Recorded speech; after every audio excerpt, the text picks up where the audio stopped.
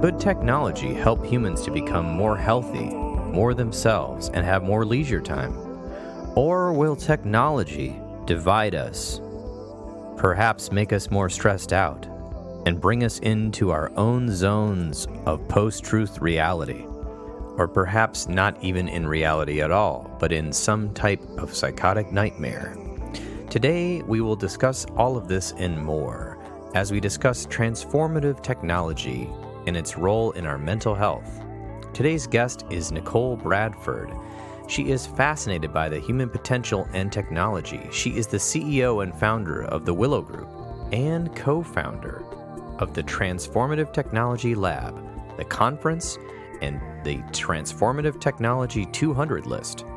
Prior to becoming a leader in transformative technology, Nichol Bradford was a senior executive in video games with responsibility for strategy, operations, and marketing for major brands that include Activision, Blizzard, Disney, and Vivendi Games, including operating World of Warcraft China.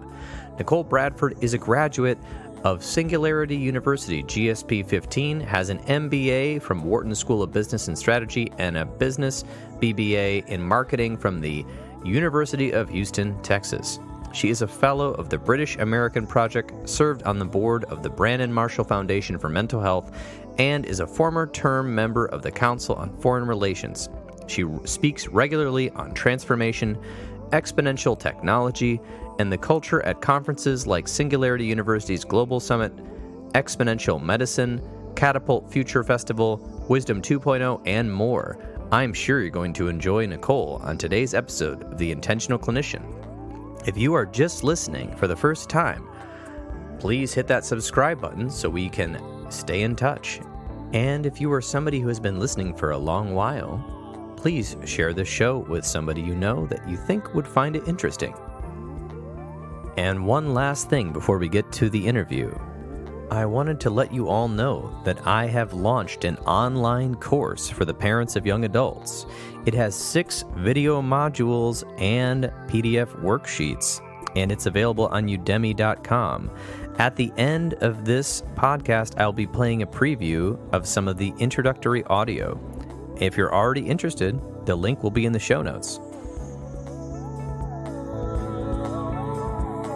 Welcome, Nichol Bradford, to the Intentional Clinician podcast. I'm so glad that we had some time today to catch up. Oh, thank you so much for having me.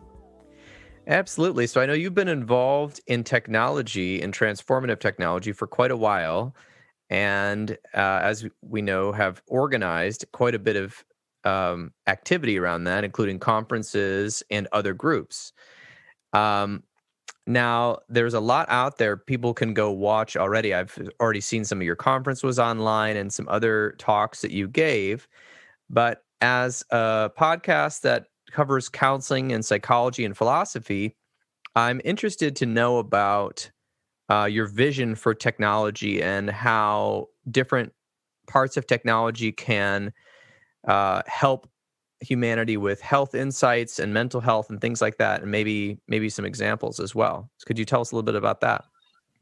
Yeah, and by the way, one of the things that I love about the intention of your podcast, psychology, philosophy, all of those things, the greater question of for humanity of who are we?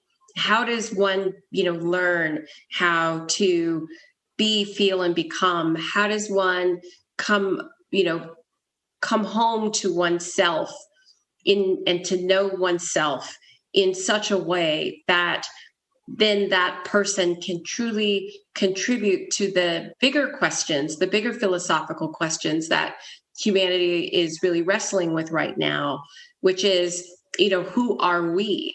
What does the next century mean for us? What are we creating? Are we going to have an abundant society?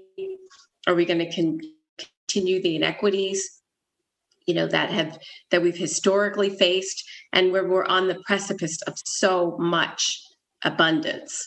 For us, I believe that the human mind, and we use the word well-being just because it's a large stadium that people can understand. But within that is mental and emotional health, social and emotional wellness, and human purpose and performance.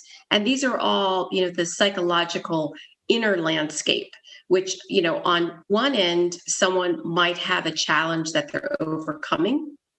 The numbers, being in a clinic and a clinician, you're well aware of like what happened to the American mind over the last year. So there's those challenges, but then also, what I think is really inspiring is that, the same mind that is challenged, and many of the same tools that, can support someone in those challenges, it's also, on the same continuum as, one's fullest potential. It's all, playing in the same, landscape. And so, the role of technology is this. Today, our really big problem is that our tech is on exponential curves, and our crises are too: climate, inequality, divisiveness. But the way that people really learn how to be, feel, and become is linear and analog. And, there aren't enough people like yourself to, if you look at even pre-COVID, the numbers that the World Health Organization put out about, depression being the leading disability worldwide, just really the stress, anxiety, depression, lack of engagement, all of these things that were, fully present before COVID. And already, I remember, looking at one stat where, they estimated that in order just to meet the demand of today and 2030, if you filled every school that certifies and trains, people who support the human mind in all of its various ways, with official credentials, it would take over 100 years to train enough people, to just meet the demand that we're going to be facing in 9 years. And this was pre-COVID. And we know that's pulled it forward. And so the role of technology really is to give, people like you, people like the people in your facility, superhuman, abilities to extend your reach. And to do that in a way that, gives you the superpowers, to serve in the way that you're called to serve. And your help is really needed to make sure that those applications don't compromise care and don't compromise that connection. But, developing technology is an iterative process. And so I love, speaking to people like yourself who have audiences like you do, to invite them to engage with technology people to help develop the good stuff that actually truly meets yours and your clients' needs.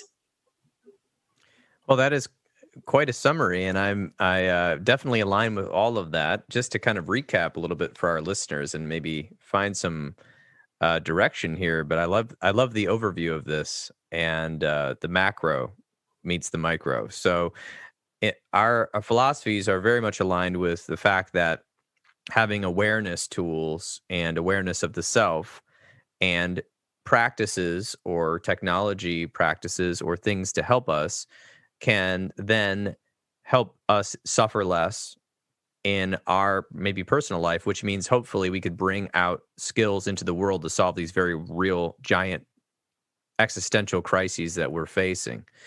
Like you said, climate being one of them, population, inequality, divisiveness, violence, things like this that are running rampant. And it's interesting how technology has just expanded in the last 50 years to now we almost have things that can reach satellites in our pockets. And yet the science fiction writers of the 1930s and 40s were writing about robots doing our dishes, but not just a dishwasher, like, doing chores around the house and making our lives easier. And it's kind of been ironic right now. Maybe we're still in the infancy of this, but it almost seems like a lot of these helpers that we have around the house are only slightly compensating. So Alexa, the Amazon bot, the dishwasher, they're slightly compensating for our increasingly sped up lives and increasingly confusing lives. And what I mean by that is the post-truth stuff that's coming around that's causing even more problems, is that the agreed upon narrative is not there due to contrasting agendas, I would say. We could get into that further. But, psychology is very much needing to speed up also to meet the demand, not only with therapists, which is highly effective. We know that it is very effective and it helps people, in the long run. But all the people that therapy is not reaching as children, or all the, we it's almost as if we need to start combining disciplines, like counseling and mental health skills and coping skills need to be taught in schools from day one. All public schools need to learn different ways to regulate your emotions. We need to have public schools teaching how to have communication and dialogue and critical thinking, and learn about relationships and boundaries and all of these things that are not being taught. And how to navigate financial things and how to use technology appropriately, because it's a great tool, but it can also be used for terrible things as well. And we are in a mental health crisis, I think, because the grand narratives that humans were using for our myth making and meaning making and things are sort of breaking down. Different types of community things are growing up. I mean, there's new things growing all the time, but there's a lot of entropy at trusted institutions at that level. So, among other crises. So, I mean, there's so many things we could go on here explaining all this, but the fact is that there's a mental health crisis, and there's been one before COVID. And now with the quarantines and the social disruption and the disease and everything going on, it's cast a shadow and cast a light, rather, on a lot of glaring issues that we're facing. And of course, mental health being a large one. I mean, in almost every case you hear of somebody committing acts of senseless violence, they're now naming mental health. Domestic violence, they're naming mental health. Substance and drug abuse, they're naming mental health. People in positions of power making terrible decisions that no one likes, they're now claiming it's, there's mental health. So what is mental health? I mean, it's such a large thing, but it's not mind control. We want people to be healthy, and we want people to feel, some sense of well-being, like you said, and have a purpose. And the purpose, hopefully, is something that serves more than just yourself. Because if that's what you're living for, you won't be satisfied. So I see. I'm excited. I've used some technology products myself, and I'm getting into more of them. For instance, I've been thinking about how people are making online courses and how-tos and helpful things. And that's great to reach a larger audience because people don't have time. But I think the other problem is, if people don't have time and they're getting all of their advice from online, it's also speaking to a larger problem, which is the nervous system is going to be constantly activated at all times. And then people don't have the ability to stress reduce. I like online therapy, but I think it's best used as hybrid. I think in person is very healing and useful, but I do think the idea of having online therapy or online courses or online meditations in adjunct with some type of in-person can really help, and also possibly reach more people faster. Then all these devices that are coming out, like, I don't know if you've heard about Muse, which trains your brain to sort of breathe and slow down. I have the Muse. I love it. I've been using it. But then again, it's like, if you don't use it, then it's not helping you. There was a device called the Spire, which is something you put on your belt loop, and it feels your breathing, and it buzzes you when you get into it buzzes your body or beeps at you when you get into a tense breathing pattern. So that was something I found that helped me out at work. I suppose all these new digital watches are also helping. I haven't used those yet, but apparently they keep track of all sorts of metrics. The issue is, what do we do with this stuff? And how are we going to help it add to our health and benefit instead of just adding another to-do. Like, oh, did you, it's like you can imagine the science fiction writer saying, okay, this robot's going to take care of your whole house. And then you come home and you have more leisure time. Well, we've just increased our workload. I think since the 2008 financial crisis, we've seen that worker productivity has skyrocketed and wages have stagnated. So what's going on with that? That's a whole issue. So I got to program the vacuuming robot, the dishwashing robot, all these things. And then do I really have more time? Because now the rug robot has eaten my rug and the dishwasher didn't do it right. So I got to redo it. So, how are we, how are we actually improving our lives? Give us some hope here. What tech can help us here with our mental wellness and stress maybe, and then we'll go maybe to purpose. Yeah, I mean, just for some specific examples that I love, I have the Oura Ring on. I wear it every night. I track my sleep, and that's just such a big part of well-being is getting some good sleep hygiene in place. And so I love that. Another one that I just really love because it's simple and it's cheap is it's a device called Touch Points.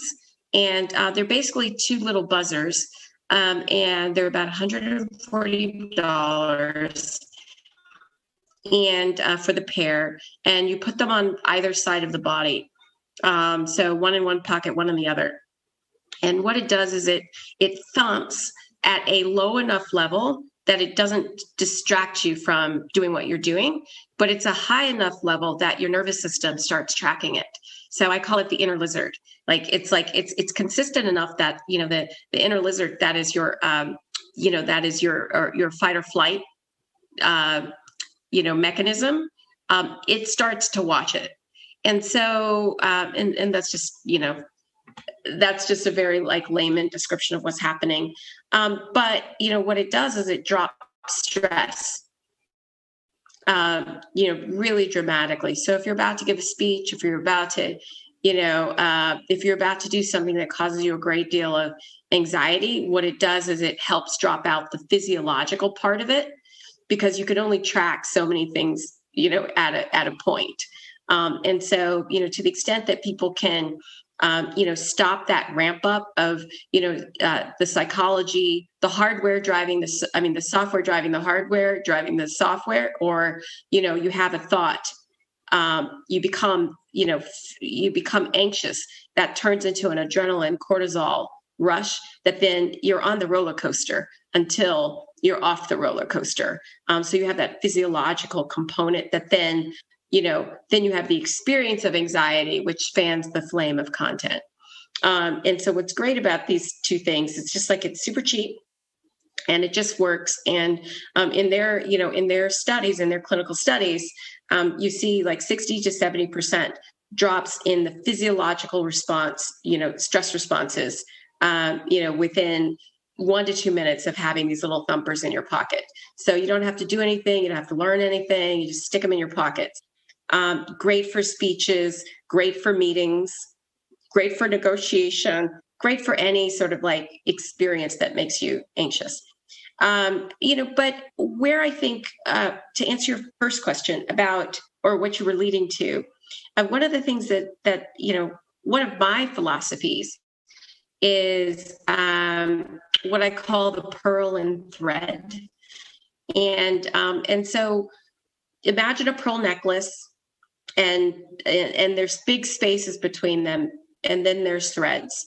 And so when I think about these technologies, I don't believe in replacing something that is already extraordinary. So, there's no replacement for a talented therapist, none. A talented therapist, coach, clinician, top of their craft, zero, there's no way you can replace it. That is a pearl. Technology is really just the thread between pearls. So, imagine, with all of the people that, you or your colleagues have seen, one of the big problems that, therapists talk about is, while you might, in a professional capacity, be okay with the person sitting in your chair, the number of times when a client comes in and they immediately begin projecting their problem onto you. So the fit problem on the client side, where there's a mismatch, and no matter what you do, you're their daddy, or you're their mother, or whatever it is. Like there's a fit problem where they don't feel chemistry, and you've probably seen, the number of people who come to a first session and never come to a second. And a lot of it in some of those exit, things, it's like, I didn't feel safe. It's a chemistry issue. It's a matching issue. And so, if there are ways to like better match people, so they actually stick in the first meeting, that's great. Because also when people don't stick and they have a bad first experience, they never come back. They never, ever, ever come back. They don't try it again. Sometimes they do if they've got a big problem, but for the most part, they don't. So a really great use of technology is just to try to help a little bit better with fit. Right now, when people are looking for a therapist, they get a list from their HMO that tells them who they're allowed to see. They dial for dollars. They see who's available. And it's like there's like nothing, in that mix. And so, we get a lot of people crashing out if they even get an appointment. So, using technology for fit, already, and it helps the client, it helps the therapist. But then the second part is, one of the things when I've spoken to therapists, they say things like, or when I've asked them what their problems are, they say things like, it takes 3 sessions for the client to stop lying, often because they want you to like them, right? Or, something happened in the moment and a week later they're trying to remember what triggered them, and it's hard. And so, seeing the therapist as the pearl, a great role of technology is, for a client to be able to, get in the moment, help, reminders, or to say, oh, I got really upset, and to have an easy way to track it. And so it's preparation so that when they're with you, they can really do the work. They don't have to try to remember, but they can actually do the work with a real thing.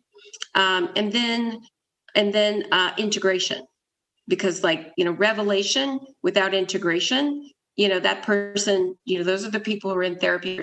They just keep doing it again and again and again. And so, then also the last thing I'll say is the most successful, and by success, I mean, evidence-based, clinically effective products I've seen are ones that, have a solid philosophy of humans in the loop. So it's not that you're off on your own, using some app, though there's certainly a place for that. I would rather someone use an app than have nothing at all. But, where we should be designing for and working with therapists, and the mental health community to make the best stuff is for things that, really work for them and the clients, and where the human is, in the loop in some way. And that's the most effective. Humans need humans to change. Yes, I agree with that completely. Interestingly, I've been thinking, I've already standardized some things you've talked about at my own clinic here, is that I noticed that one of the biggest issues with clients is they don't come back after the first meeting. And my issue was, yes, that's matching. So what we did at our clinic is we did extensive website reviews of everybody's philosophy, bio, multiple pictures. Some of the clinicians did videos. Then the second thing we did was, so that's using technology of just a website. The second thing we did was we absolutely not only have our front desk people screen, but we actually do a 15-minute free phone call with everybody before we will intake them at all into our counseling. And I noticed almost every clinic I've talked to in the area, and even maybe state that I'm aware of, does not do that. They have their intake screener people do that. We have our therapists do that. We have 15 minutes free, because if we're going to be a good fit, we want to make sure it's a good fit. And if it's not, we're going to make sure that you didn't already start an appointment with us and get invested and then feel disrupted. So that's number 2 thing we're doing. I think there's probably more to it. I think you could probably have personality quizzes or something in an intake versus, does that fit with your your therapist, but a lot of it clients are going to project onto you. So having photographs and videos of you talking, and then also having a free phone call, I think would help with both parties. So we do that. I think that's very important to get people engaged, and then to use apps or things like this. So I have not standardized this, but a lot of my clients, when I come in, I say, do you want to get the most out of this? They say, yeah. I said, okay, well, here's the deal. Like, mindfulness-based stress reduction has been proven since the 80s. And before then, it was proven in non-Western medicine to help with your stress. So here's apps, here's a app, Headspace or Insight Timer, where you can start learning to do this on your own every day. If you do that, you're going to feel better, and we're going to be able to work on getting to the root causes or the root issues here, so we can get you out of here sooner and get you back into life.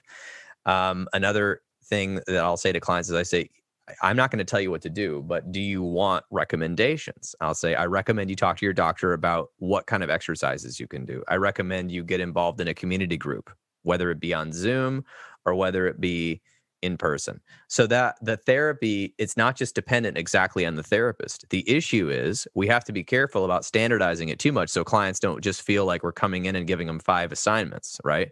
So that's the trouble. I've been trying to figure out how to standardize that. I standardize the intakes, where we always make sure we do the 15-minute free phone call to make sure it's a good fit. And lots of times that saved us from, this client and I just didn't get along. So I transferred them over here, and they did much better with this person. So we're not being possessive, of the clients, and letting them have some choice. But I do see when I get a client to do some mindfulness-based meditation or their chosen type of exercise, or get connected with a social group, they are not in therapy that long. They're maybe in therapy 3 to 6 months, or less. And I'm saying, okay, I think we're in maintenance mode now, or we're getting there faster. So the issue is, can I use technology to integrate all of these things? I think yes. The hard part is we only have 53 minutes, thanks insurance companies.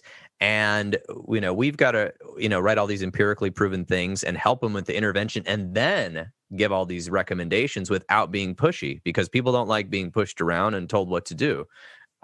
So I like to use the community reinforcement approach, which is, we need community. We need different things to reinforce our mental health. We can't just depend on the therapist, because that's the next step to just going to the doctor and saying, I'm depressed, give me a pill. I'm not going to work on anything else. Yeah. So I don't know what your thoughts are. Well, so just a couple of amazing things. One, I love what you've done with essentially with your onboarding. I'm really curious. Did you measure the change in, adherence?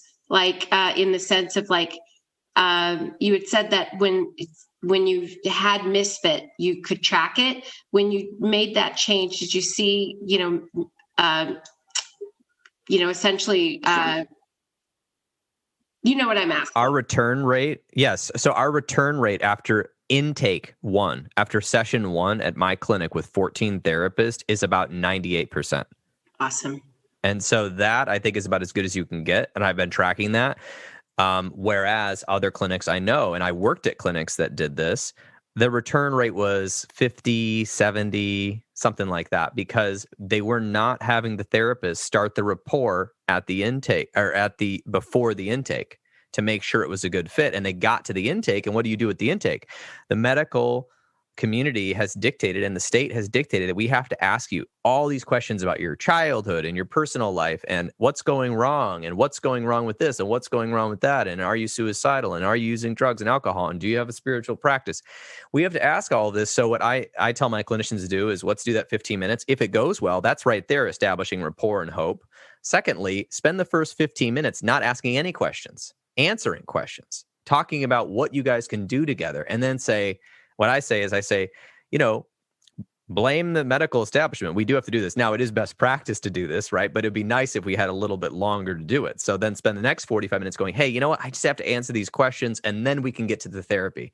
Little does the client know, the first 15 minutes on the phone for free was therapy, and the first 15 minutes of that intake was therapy. Now you guys are getting along, and you can see that, and then they're much more happy to answer your questions, versus me sitting there like we just got into some sort of interview, and I say, tell me about this, tell me about that. Are you smoking? Are you this? What's your family history? Before you even like me. So like, no wonder people don't come back to therapy. They didn't even get therapy on the first appointment at a lot of clinics. So that's the tough part about that.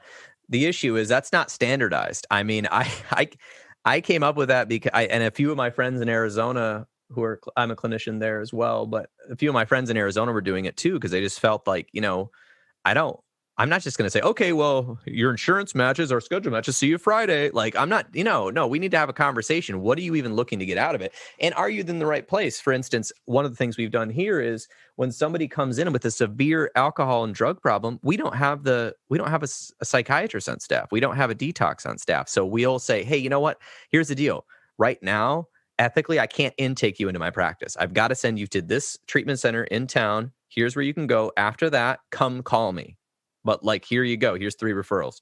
And therefore, we're not getting that mismatch. So that's one of the ways we've used technology. But I want to know a little bit more about what these transformative technologies are, and in your expertise about maybe some of the ways that they can actually not just benefit by tracking our sleep, which is essential. It's funny. Everything starts with sleep, right? Are you sleeping? Are you eating correct?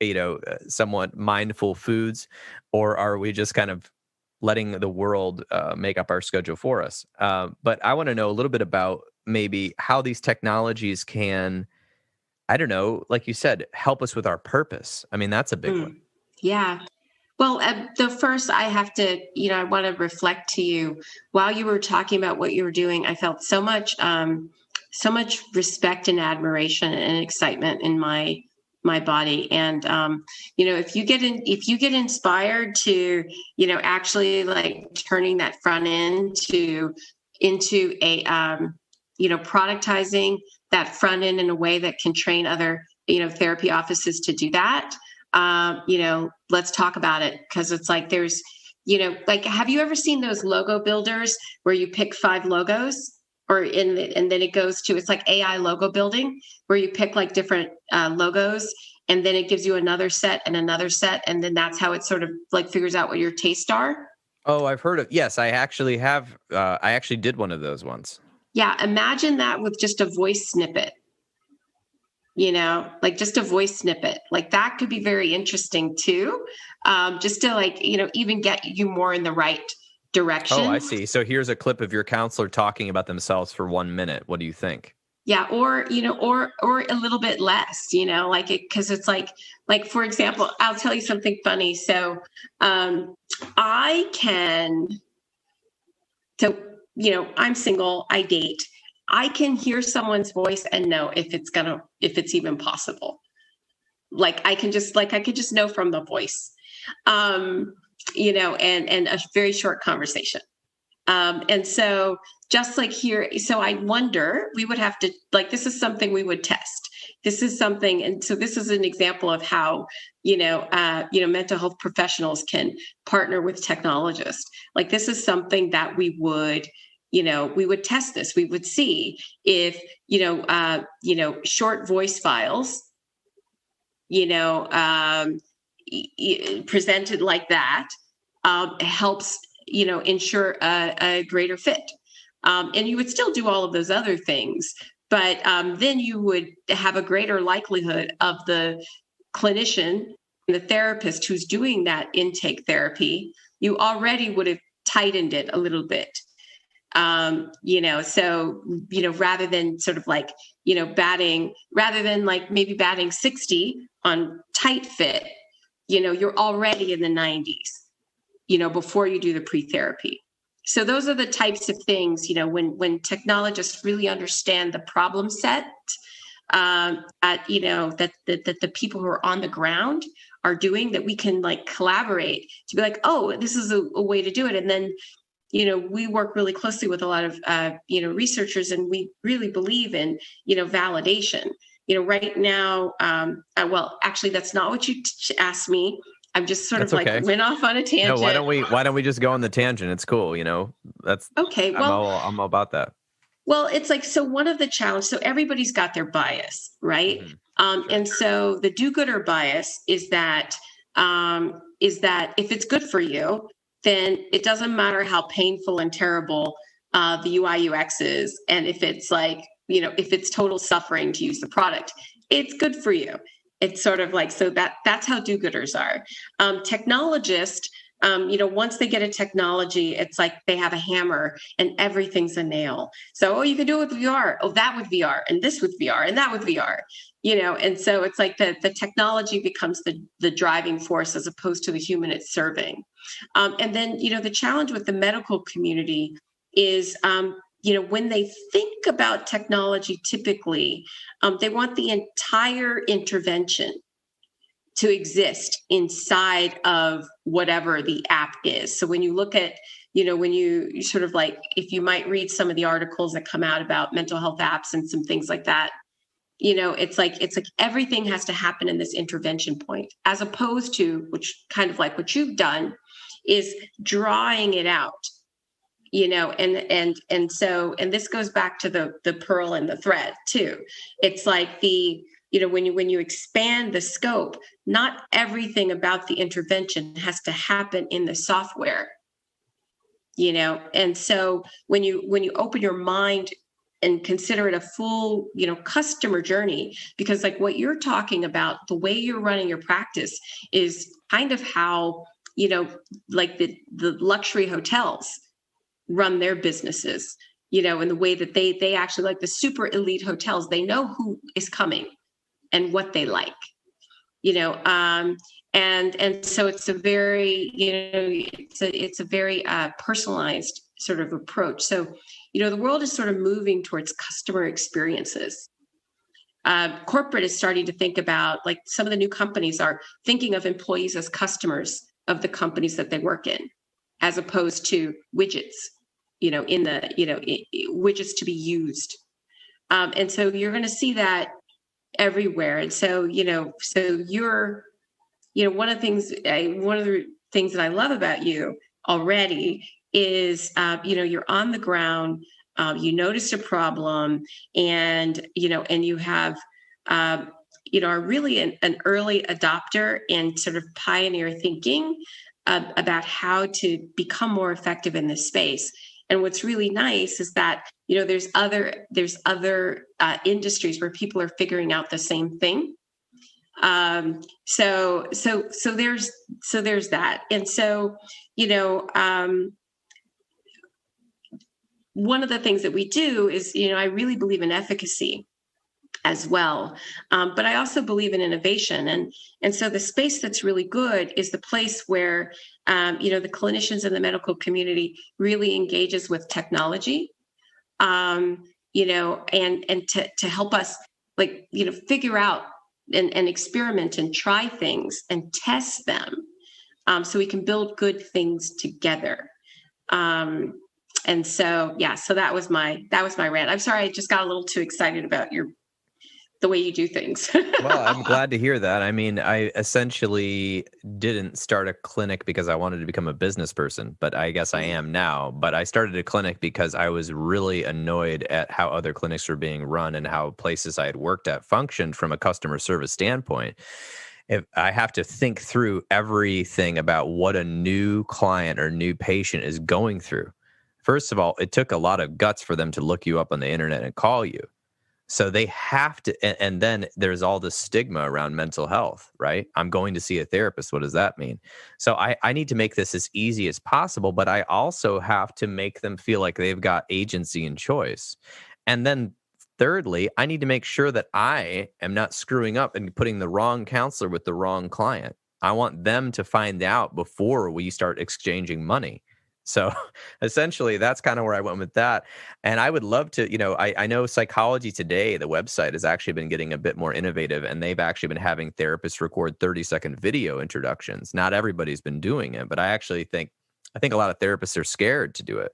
But then again, these might be the same therapists who put these pictures up. And I'm like, you didn't get a professional photographer. I'm like, here's the deal. We all have our days where we look good or where we might not look so inviting. But I tell my clinicians, I say, people, you may have the skills, but people are also going to look at you and they're going to judge you subconsciously based on people they know. And you have to have a smile that says, hey, I'm approachable. I'm here. I can talk to you. It can't be like a half, the lighting is terrible and you look like you're having a bad day and you're like, I'm just taking this photo for my profile. We have to think about these sort of things that are going to help, clinicians, because they're going to spend a lot of time with you, and it's a relationship with the healthcare practitioner.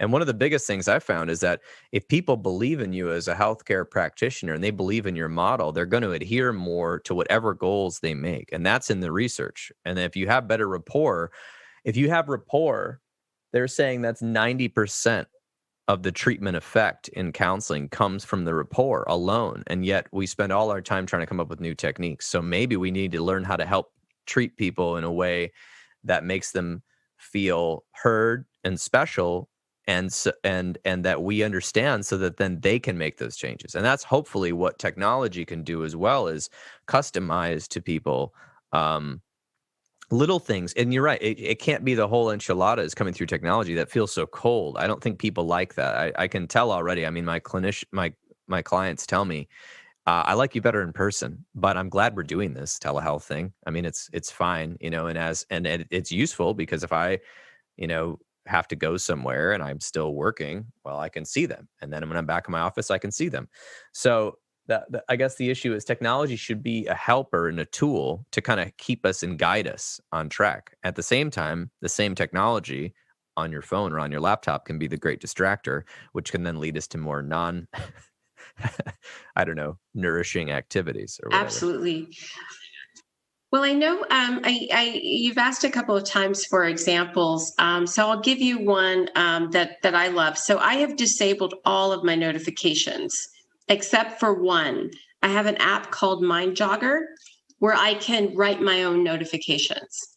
And so my notifications are things like, how am I attending to my deepest emotional needs in this moment? So I get the notification and it says that. And I have the practice of pausing and asking, how am I attending to my deepest emotional needs in this moment? And it's really like the quality of life that has had for me, like just, and because, the way that the brain works, as soon as something becomes non-novel, it becomes less effective. So, I have a set of affirmations or a set of questions like that, presence me, remind me what I'm working on. And then when they start to get a little less, when I start to adhere a little bit less, I feel them a little bit less. One of the things about positive psychology is that it always works, except as it decays. So, if you're grateful for the same thing 4 days in a row, entry exit study, actually on the fourth day, you're less grateful. So if you say grateful for your health every day, on the fourth day, you're actually less grateful. So a way that technology can help you is to give you a different prompt on different days, so that maybe you only get the health prompt, every, 7 days, 4 days, 12 days. But that not knowing what's coming keeps you at maximum gratitude. And so technology can help us manage these decay curves, similar to the way that when you work out with a coach in a gym, you do a little bit more weight, you put a little bit more effort in there, when, because of that novel situation. But, one thing that I could imagine, with a client is like with Memory Jogger, I could imagine, you and your client, crafting some prompts that are very specific to their situation, and you change them, at the end of every session, you agree to which the ones they are, and then you change them. And so you're changing them every month, but it's things like that.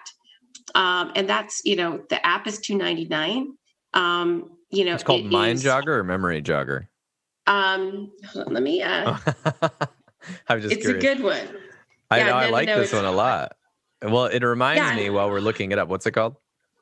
It's called Mind Jogger. Mind jogger. Okay. Definitely a very cool idea because I didn't know that was totally evidence-based, but I had ascertained that if you do the same intervention all the time in therapy, clients don't like that. So I'm a supervisor of a lot of clinicians and I say, listen, change it up. I know we're using the same techniques and it's kind of like, I give this analogy. Um, there are really good musicians out there that read music, right? And you go to the classical symphony and you know what's coming. And if you've heard this song before, you're going to love it, right? And you're hearing Brahms symphony or Mozart or whatever. But, I'm sorry, it gets old. And, it's beautiful the first time you hear it. But if you go see the symphony 5 weeks in a row, you're over it. So guess what? You're not over jazz music. So jazz musicians are playing the same songs that we've been hearing for the last 100 years and some new ones. But what they do is they play it differently every time. And so you don't know what's happening. And right now I'm two hours away from Chicago. I used to live in Chicago full time. And there's a place on the north side called the Green Mill. And it's this old jazz lounge. And you can go there 7 nights a week and never get bored because the jazz musicians that play there, they might even be playing the same songs, but they never play it the same way. And so I tell my clinicians, I say, listen, rituals are important. How are you doing? Let's talk about where are we at with anxiety, stress? How is your coping skill? How is the communication thing you tried? Definitely a beginning and an end, but then you have to be improvisational.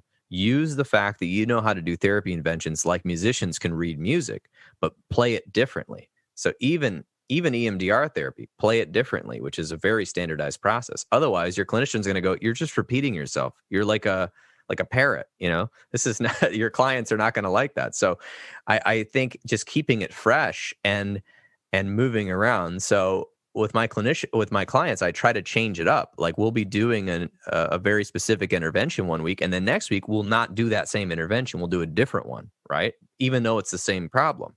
Because otherwise they're bored and their brain's recognizing it. And it might be, I think, unconsciously, and maybe according to studies, I'm not sure, but my theory is unconsciously resisting me doing the same thing with them. It doesn't have the same effect. Yeah.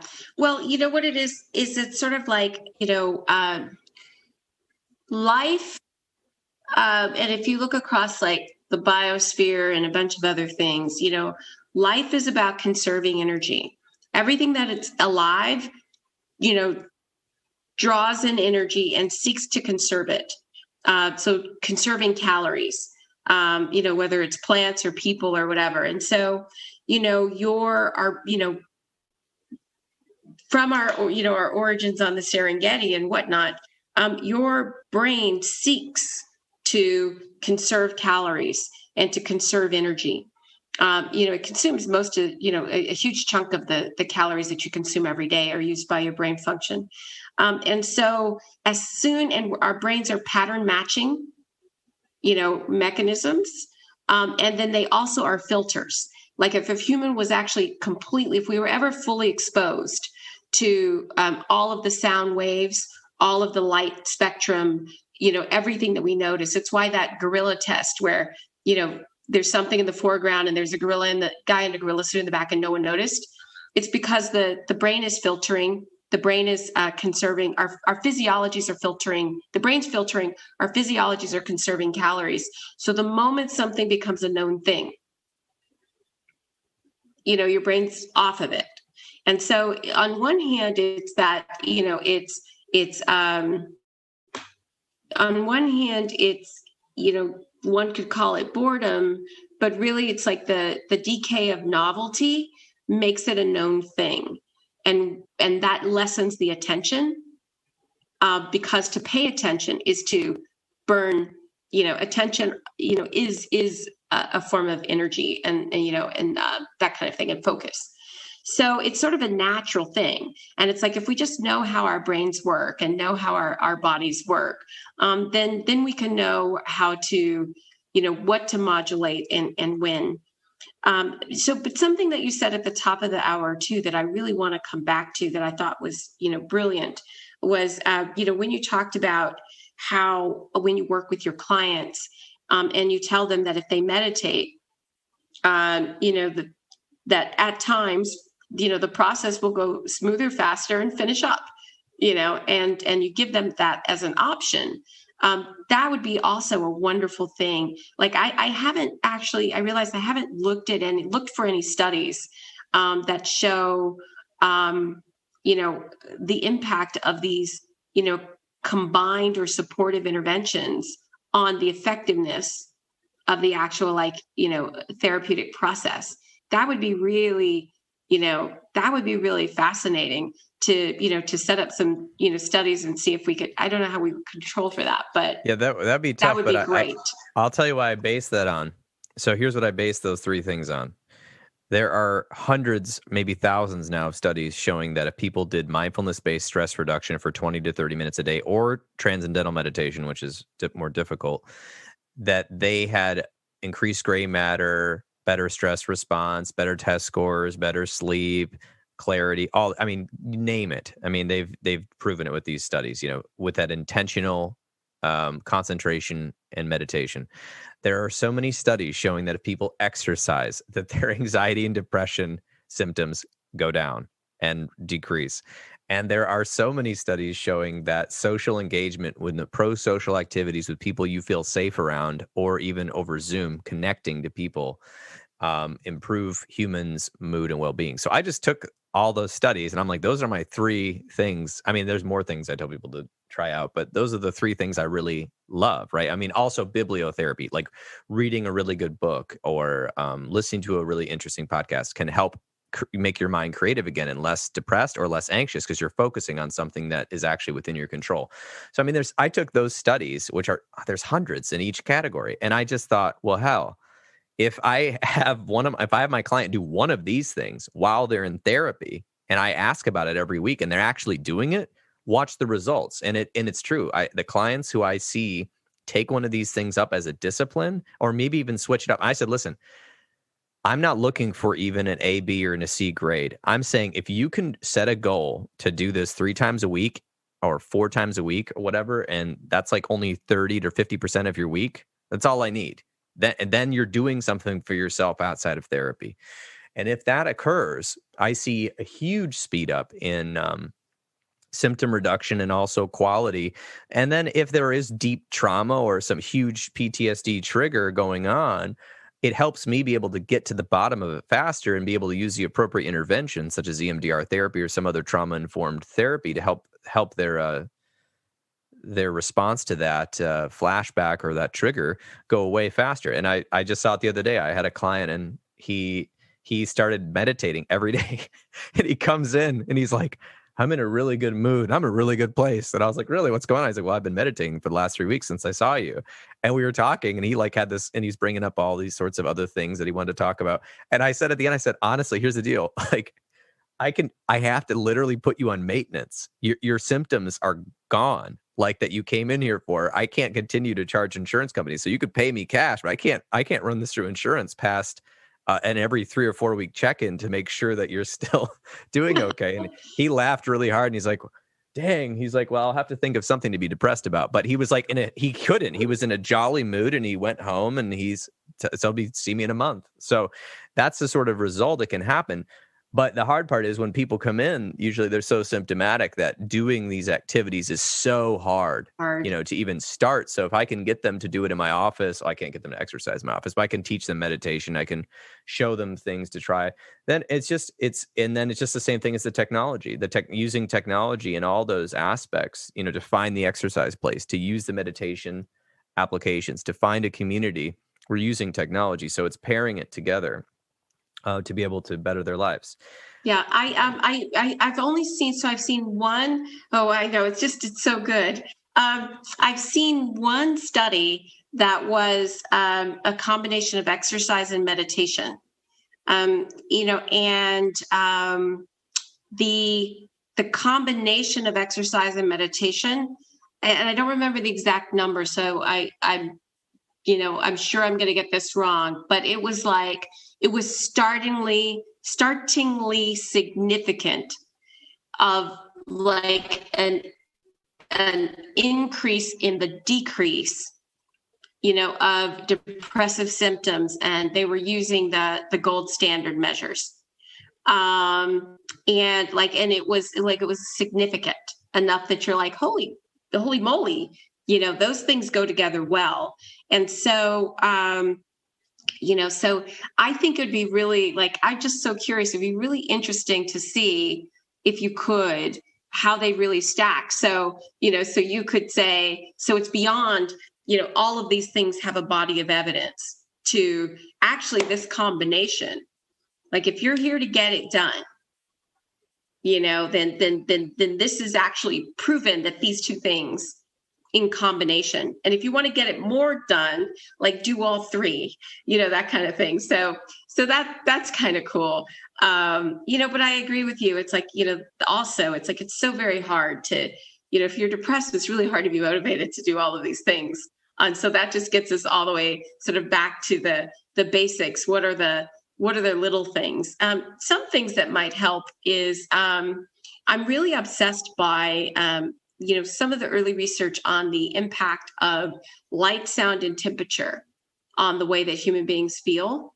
And so, one of the things that for some people can make a really big difference is basically the sound environment that they're in. And so, like, if you've ever gone into an environment and suddenly felt uneasy and felt a little bit like a lab rat, it might be because of sound. Like, I personally know I cannot be around discordant sound and feel at ease. And so it's just something that I've come to know about myself. My office mate and I have different taste in music, and I'm just like, and he's like, it's classical. I was like, no, but it's got too many waves in the waveform of the music, and it keeps me on edge. And so, things that we might be able to do, there's been, what's exciting about this era is that there are a lot of things that we sort of anecdotally know are true, but we don't evidence know they're true.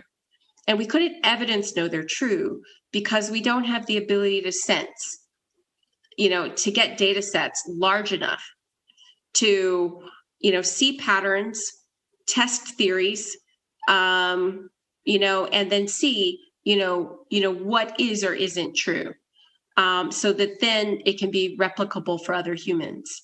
That takes you into huge areas around data privacy, ethics, and sovereignty, and things like that as you start to make these things. But, I think, one of the category of product that I'm really excited about is ultimately, widespread continuous glucose monitoring.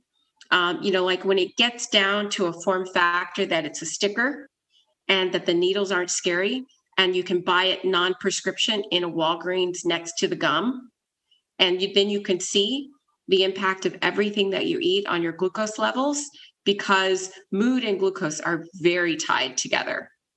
And so to get to the place where maybe we can use the grocery store, as that supplement, like how we're eating, and not in some sort of,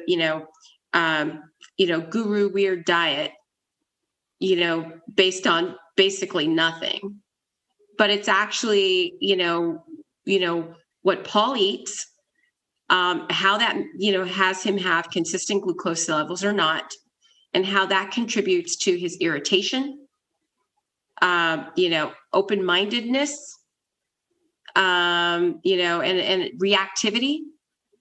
Like, everybody who's married understands hangry, like, it's actually a thing, right? Oh, it's a thing. It's totally a thing. And so, that's what technology allows us to do. But philosophically, and more important, and you asked me this and we didn't talk about it, sometimes when I talk about, sort of like all of the understanding and the insight that we get, people worry about, are we over technology? Are we over teching ourselves? Like, these simple little things, if you go into your garden, you kind of know what to eat, like, foraging societies and things like that. And so for me, when I think about it, it's more that I absolutely believe, in the mystery and magic of human life. My call this morning was with an astronaut, and we were talking about the explorer mindset. And so, I think what would be a really great outcome for us is that, I do not believe we should resist measuring the things that we can that allow us to have more distributed access and understanding for well-being. The amount of human contribution that we lose through mental illness, through depression, through people being disengaged, adrift. It's like, how many Einsteins have we lost, to mental illness this year that didn't even know that's who they were yet? And so, raising the floor, I'm all about it. Early on, you talked about things, that should be taught in school. Well, and I agree with you, but often when you raise those, the feedback is that we don't have enough money to teach all the kids all this stuff. Well, technology, and designed, and like some of the examples that we've talked about, like if you really worked with teachers, and it's really coming from, how do we allow our teachers to be superhumans? And it's supportive and not eliminating people, not seeing people as like a resource to be, a widget to be, decosted, but, really as, making technology a platform for these people, then these technologies, when they become allies to the pearls, the teachers and the therapists and, and the people in our society that help with that inner landscape, then it is no longer a viable argument to say that we cannot afford it.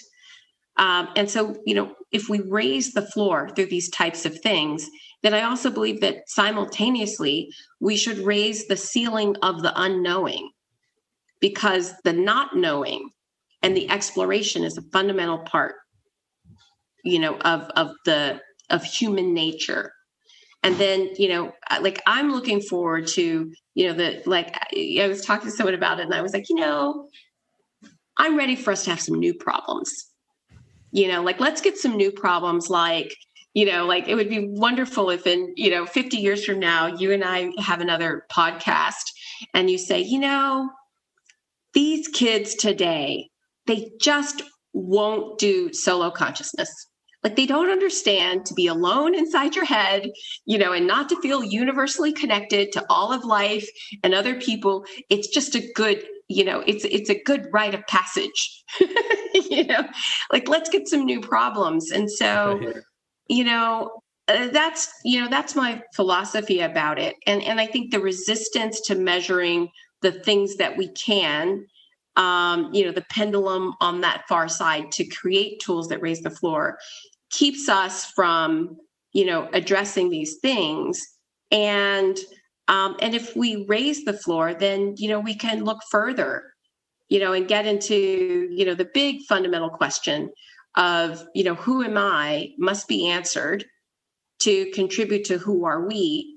And humanity is at a place right now where we are, 10 to 15 years out from being more on a path towards Hunger Games or more on a path towards Starfleet. Like the stakes are large. There's time, but the stakes are large. And so, we have to get to the place where we can even be in the conversation about what does it mean to be human? What are we here to create? What sort of societies do we want to live in? And for that, we have to have, the resourcefulness and the character, and the fearlessness that comes from psychological health, to be able to craft that. And so that's really what this is all about. Well, I think that is an excellent summary of, where we're going with this technology or where we could go. And you're right, we have a choice to make as people. Are we coming together and are we working together and are we solving problems as a species that lives on a planet? Or are we angry about our way or the highway based on our small understanding of our little county or our little town or our little city and don't see the global? I think that there's a couple of different mindsets competing there. I would hopefully much like us to go towards Starfleet and not Hunger Games, but I can see both emerging already. And being able to regulate your emotions and work and be able to have less stress and better mental health will enable people to, or empower people to make tough decisions and to be courageous and stand up for things that aren't right in terms of, helping everyone, right? Or only helping the few. So I think that, I think that's a great place to kind of wrap here in terms of transformative technology. Can you talk about, as we are kind of wrapping, a little bit about how people can get involved with learning about your work and how to follow you? Great. Yeah. Our website is www.transformativetech.org. And, and for those of you who are listening, if there is a desire in you to build a solution for something, if there's something in your practice or something that you see in the world that, is in what Paul and I have talked about, and there's a desire for you have a desire to build, then, come and join us. Our community is, engineers and scientists and researchers and clinicians. And, there are these good-hearted people, who are looking to build the tools. And you've heard on the show, we have a very human-centric approach. And so if you have an idea and you want to talk to people about it, and you might want to join a team, or if you are fully committed to your practice or fully committed to your lab, you can advise startups. You can help companies from, going in the wrong direction. There's so many ways for you to fit in. There's so many ways for you to contribute.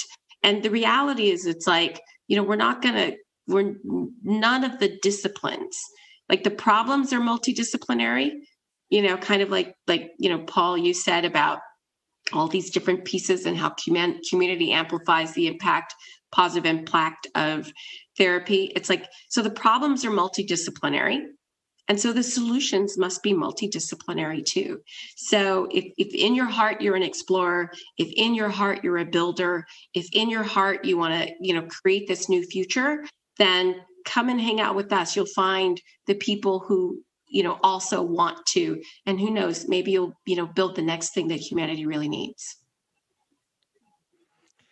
I think that's a great invite, Nichol, and I really appreciate your time, and I really hope that our listeners will get involved. And if you don't know much about technology and you've just found this podcast, check out the website, transformativetech.org. And if you're into technology, obviously, check it out as well. Awesome. All right. Thank you so much for your time, Nichol. Thank you. Bye.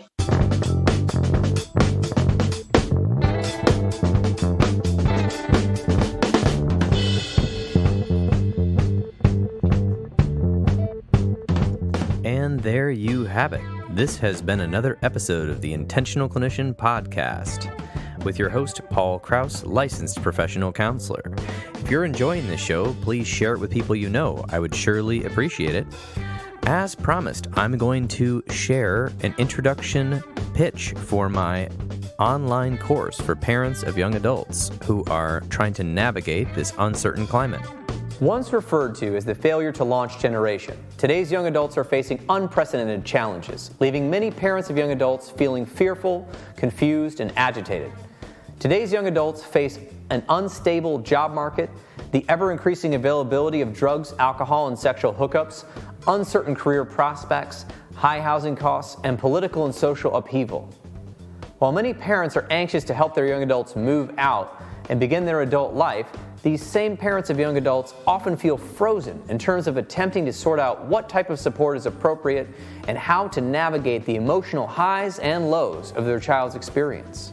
They often wonder how to change the communication patterns between them, as well as dealing with their own fears of what could happen. Hi, I'm Paul Krauss. I'm a licensed professional counselor, and I've been working with young adults and their parents since 2007. All of these reasons and more are why I developed an online course for the parents of young adults. Some of the topics covered within this course are what is an emergency and what do you do with it, understanding the stages of change and the rites of passage for young adults, learning about how to change communication patterns, setting up realistic boundaries, ways to promote pro-social activities and reduce antisocial behaviors, and what to do if your young adult is suffering from an addiction. If you'd like to learn more, just click the link below this video. And thank you for listening to that. If you are interested in this course and how to preview it or purchase it, the link will be in the show notes below. Until next time on the Intentional Clinician podcast, I'm wishing you all a safe and peaceful week. If you are looking for an EMDRIA consultant, I am now an EMDRIA consultant and can provide the training for 15 of the 20 hours needed to become EMDRIA certified therapist. I am already starting 2 EMDRIA consultation groups, which are both taking place online right now. For details, check out counselingsupervisorgr.com or healthforlifegr.com, or send me an email. If you are in need of counseling, do not hesitate to make an appointment with a local counselor in your area. You can also make an appointment with the excellent clinicians in the Grand Rapids area at Health for Life Grand Rapids and the Trauma Informed Counseling Center of Grand Rapids by visiting the website www.healthforlifegr.com. That's health, the word for, the word life, and the letters gr.com. The recording you just listened to consists of the personal opinions of Paul Krauss and his guest, and while these are based upon the literature they have read and their experience in their respective fields, this should not be viewed as a definitive opinion on this or any other subject. Listening to this podcast is not a substitute for treatment. If you are in a crisis, please dial 911 or the National Suicide Prevention Hotline at 1-800-273-8255. That's 1-800-273-8255. Are you a young person of color feeling down, stressed out, or overwhelmed? Well, then text Steve, S-T-E-V-E, to 741-741. That's the name Steve to 741-741, and a live, trained crisis counselor will respond. You can support your local bookstore by shopping at www.bookshop.org or bookshop.org. You can order online from the comfort of your own home while supporting local businesses and brick-and-mortar bookstores near you. If you are not already connected to a counseling organization in your state or area, please look into it. Here are 2 examples. The Michigan Mental Health Counselors Association and the Arizona Counselors Association are both excellent organizations that are working to keep mental health services available statewide, increasing education, promoting best practices, and helping keep licensed professional counselors and other mental health professionals accessible by the public. We are in a very difficult mental health crisis right now, and we need all hands on deck. In fact, we need counseling experts to be brought into many other parts of our society, including schools, anything regarding public safety and police, obviously politics, and we need people that are able to help facilitate dialogue and nonviolent communication. No matter what your level of expertise, there is always something unique that you can contribute. So try to get involved with a local organization, or if you're already a professional, see what you can do to merge disciplines where you are needed.